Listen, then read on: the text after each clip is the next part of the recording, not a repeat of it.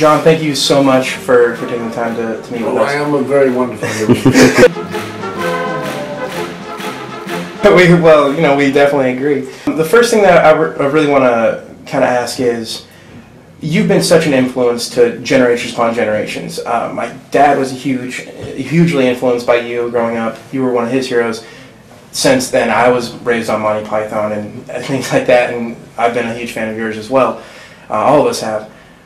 What were some of the things that influenced you? I think when I was a kid, that's when I was influenced the most, because I think was watching the classic silent comedy. It was those guys were kind of laying down the rules. Laurel and Hardy, Keaton, Chaplin, Harold Lloyd. They all had sound towards the end, but they were laying down the rules of sort of basic physical comedy. Then in England there was a radio show called The Goon Show with Peter Sellers. Spike Milligan wrote it all, and Harry Seeker was the other guy in it. That was very formative.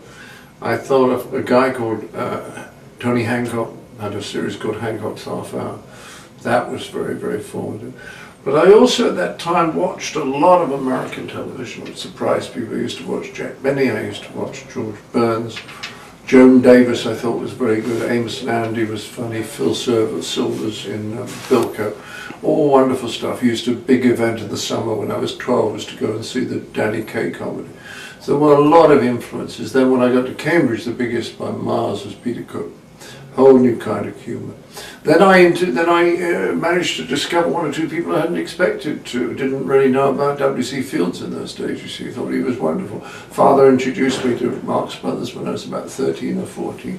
So all of those were tremendous influences. Then as you start working, you sometimes hear someone's voice in your head, and it's some time before you suddenly realize, oh my God, that tone of voice is Tony Hancock. So you're not quite sure consciously sometimes what's influenced you. Last few years, not a lot, because you form your own style. And, well, you've definitely done that. Yeah. Kind of moving forward into the future, though, I mean, especially nowadays, it's so much harder, I think, for people to really get a big break into kind of the show business thing. You think so? Well, with the internet, there's a different kind of stardom. And honestly, one of the things we're trying to do is kind of create fun videos for people, provide entertainment ourselves. Yeah. What kind of advice or just lessons would you like to... I'm the worst person you could ask, because I don't understand the psychology of the internet. It's very much contrary to most of my basic assumptions.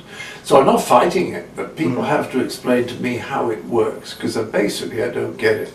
And the kind of comedy that I do, I think, is quite old-fashioned and sort of classic these days. It was no doubt considered revolutionary in its kind. But what's happening now in a lot of cases, for example, Borat didn't really appeal to me. I was fascinated by it. I admire the guy's courage. I think what he does is absolutely extraordinary. He's also very, very skillful. But the actual material I didn't like. Well, who could have been more wrong than that? Everyone loved Borat. So I don't feel that I'm in tune with the times. But I just have to go on doing what I do, what I think is funny, and hope that other people will.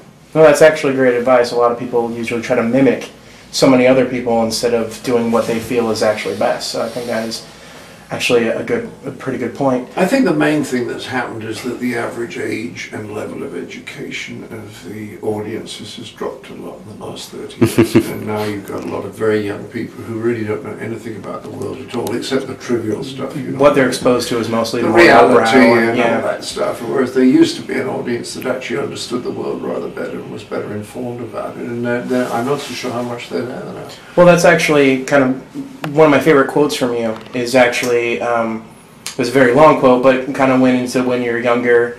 I mean, I'm hopefully you know the quote because it's so long. But and then when you're older, you start seeing all the things in life that you thought were funny, and you realize that they're not so funny anymore. Well, that's the trouble is, the more you see, the harder it is to be impressed. At the beginning, somebody does something you've never seen before, and you think it's amazing.